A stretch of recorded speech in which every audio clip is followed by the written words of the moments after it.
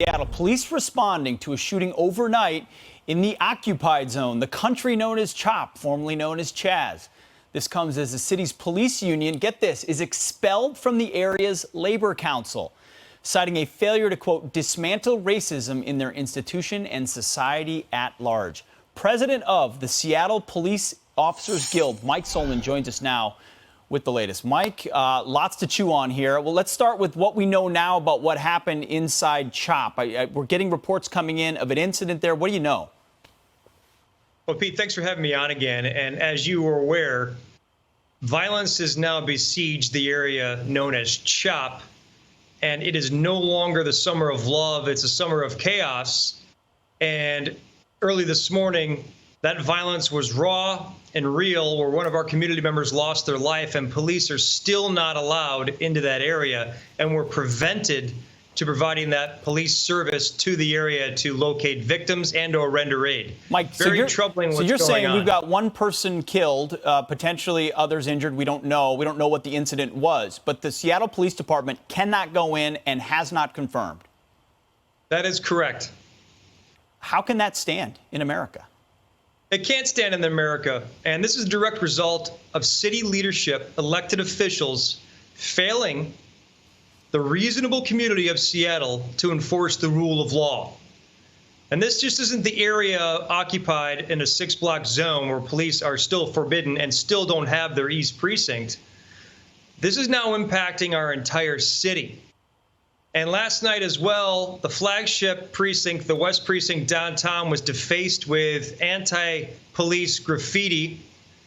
And again, we're left wondering what's next.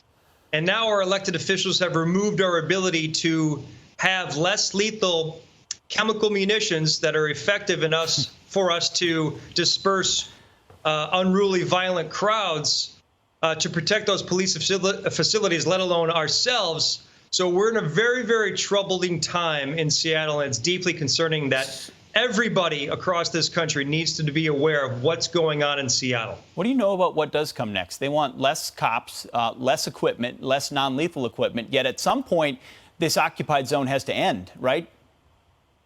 Well, you're going to have the political backbone to finally enforce the rule of law, because if this continues to spiral down, which we saw early this morning with a homicide, I don't see what the remedy is. So we need leadership now more than ever. And I find it ironic that the same public officials that are creating these decisions that put everybody's public safety at risk are now calling on for defunding the police. And those two aren't compatible.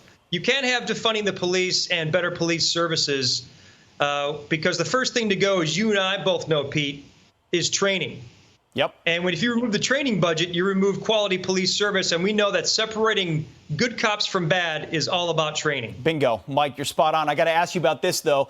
The Seattle Police Officers Guild is the police union for the Seattle Police Department. Yet the group of unions in Seattle has now kicked you out of the union group. Why?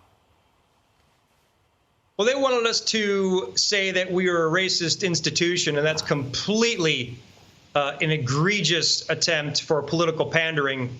And what I think this is an opportunity for us to connect with the other reasonable labor organizations that encompass that labor council, so we can all come together and highlight the unreasonable activism that has now besieged Seattle.